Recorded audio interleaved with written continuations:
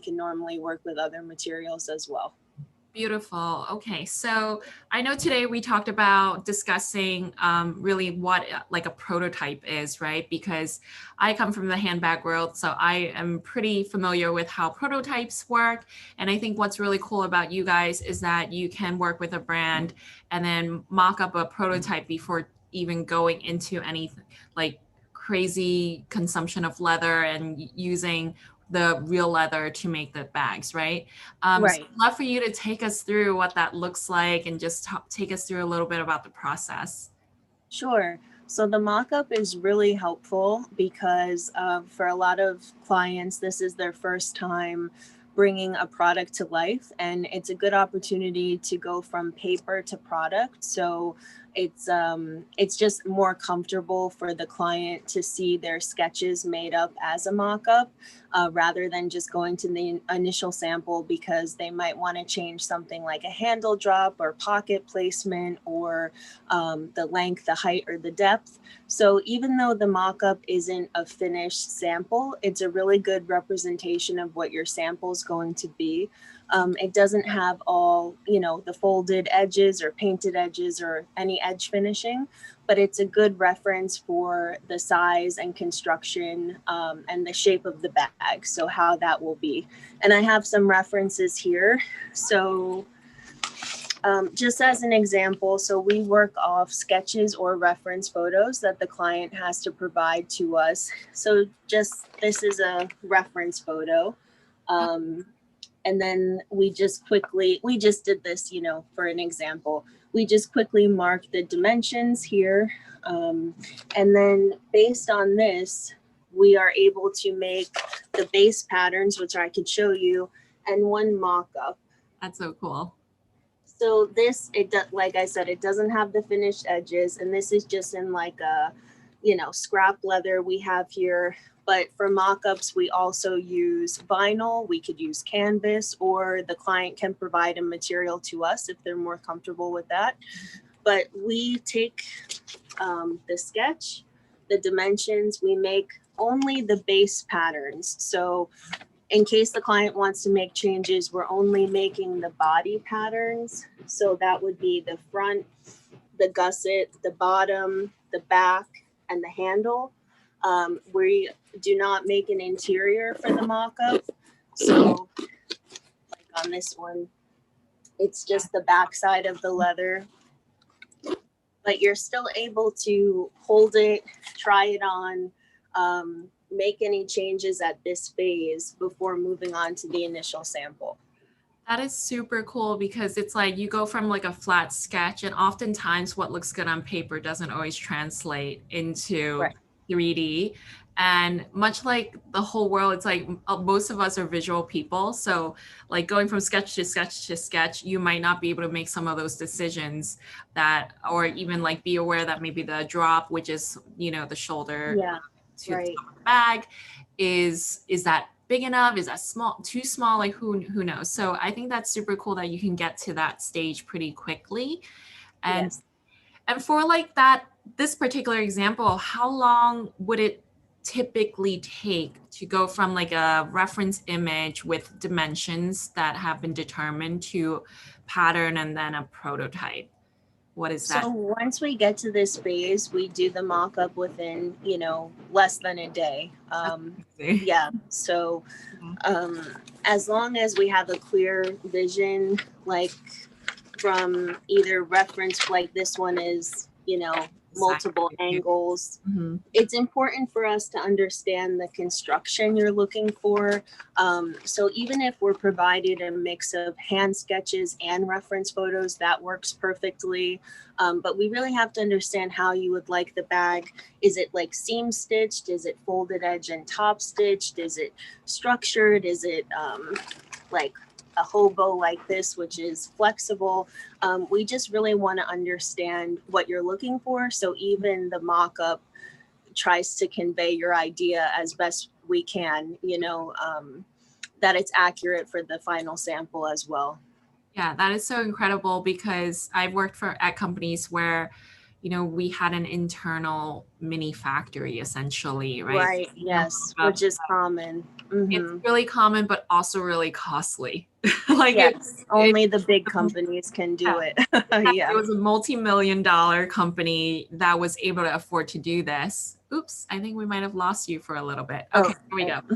The internet's been wacky all day for me too. So I think it's super cool that a startup brand with just a basic concept can come to you guys and have a mock-up made. And that in itself is like typically weeks, of like sketching and then pattern making, and the fact that they can come to you just with a photo, and then you pretty much, and it's kind of magical in my yeah. mind that you Yeah. can use a prototype. Okay. I love that. Yeah. And it's really helpful, even more than a tech pack, because I mean, something can look, like you said, so beautiful on paper, all the angles and sketched artistically, it could be gorgeous, but it's really about how it translates to like a three-dimensional product.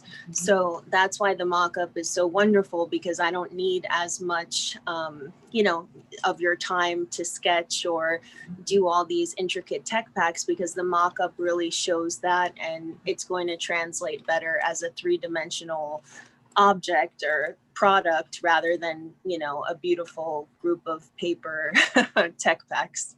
Well, that speaks volumes for your team and the pattern makers on your team, and the differences between like factories that are just pumping out products, but also Right. you guys Yeah. have a very strong product development team and understanding of how to get from point A to point B. So now that you get to a prototype, what usually happens? Do you guys use that to talk about cost? Because do you do time studies using the prototype? Like, how do you use that to do costs? So we actually do that part of the process when we make the initial sample, because the initial sample has all the final details, like the finish, the edge finishing, the lining pockets, everything you're going to have on your initial sample. So after the mock-up is approved, then we go on to make the initial sample, and that's the point of the process where we calculate the time involved in each step of the process, to, after the sample is done, to be able to give you that consumption and also the production estimates for the labor. Okay, that makes sense. Mm-hmm. And then the Yeah. other super critical part is selecting your materials, right? Because that's a huge part of the cost generally. And but at least when you get to this prototype stage, you can kind of understand you do have, if you're doing a hobo, you have to have like a soft and supple leather, and that Right. way it's not going to pucker, it's not going to be like too stiff. So I love the idea of like getting into a mock-up as soon as possible. It's like similar to how in apparel they do muslins Yes. Right. of that, your current garment or your idea, just to, because there's just something about seeing it in person in Yeah. fully stitched form that you can even maybe quickly slip on a form, and that way you can get a sense of the shape and how it lays. So it's the same thing for Yeah. yeah. Right, with a bag, you can even put your things inside. You A can see how laptop the drop is, too. take Yeah. photos of other people wearing it to check, how it is on different bodies, try it on with a winter coat, without a winter coat. Like, it takes, away so many unknowns, and it makes us more comfortable as a factory, because we want to understand your design and make sure we're on the same page. But it also makes our clients really comfortable, because then receiving the initial samples not as scary or unknown. They have a really good idea of what they're going to be getting. Okay, that makes total sense to me, because I've had situations in the past where we didn't make a prototype and we just kind of went from tech pack to like a final production sample. And Yeah. we found out like certain things just weren't working, and then we had to scramble. And so like this is a really critical part, just that initial prototype for the overall size. And I love that you brought up the idea of like trying it on with different clothing and Yes. body types, Right. because Mm-hmm. like winter coat, try to put a hobo on, it's probably not gonna Yes. work. And then so it's like ends up on your elbow, or you just have to hand hold it. So that makes Yeah. no sense. It's great for cross bodies too. You want to try it on, with a coat, without a coat, different body types, different heights, to see how adjustable your strap should be, or if it's inclusive enough, or if you want to add extra holes to an adjustable strap, or it's a very, very helpful. Yes. That's a great point you brought up because there is no like, I mean, there are industry standards for drop lengths for straps. Like, I think if you're in the industry, you know how long they should be, but a brand Right. coming in might not know. And so, how do you typically handle that? Do you just provide them what your industry standard is for the strap length? And then during that meeting, they'll decide if it's long enough, short enough, whatever it may be? Yeah, so if someone is unsure, I'll always, give our advice and expertise, like provide that information for a tote type bag. It's generally like 8 to 9 inches. If it's going over your shoulder and you want it to be a really easy, like throw it over your shoulder tote. Yeah, if the client needs our help, of course we're always here to guide them and provide any information we can. But that's another reason why the mock-up's great, because I might give them advice, but if they choose to add a couple inches or take off, an inch from the drop, it's good for them to see it themselves. Yeah, I mean, I know drop Hmm. can be its own like huge topic because Yeah. and on the width of the bag, there's so many things, right? So I love that you guys start with standards and then can kind of build upon it and make changes as needed. Okay. Definitely. Yeah. Well, I think I just want to say thank you first of all for preparing the prototype because it's so cool to actually see a physical prototype and have an Oh, of expression course. of the audience. Yeah. We And actually did one more too, if it's okay, out of vinyl, just like a drawstring, yeah, oh, that's cool. because so this is like, it doesn't have a handle, but Mhm. drawstrings are another one. It's really great to see a mock-up, because like the opening, can change so much, or how many holes the drawstring would have, or, how it looks when it's cinched. Even though it will look a little different in the final material, it just gives a really good reference point. So some people might want to remove a couple holes, or not want it to look as cinched, or, to pay attention to see how it looks when it's open, like that angle.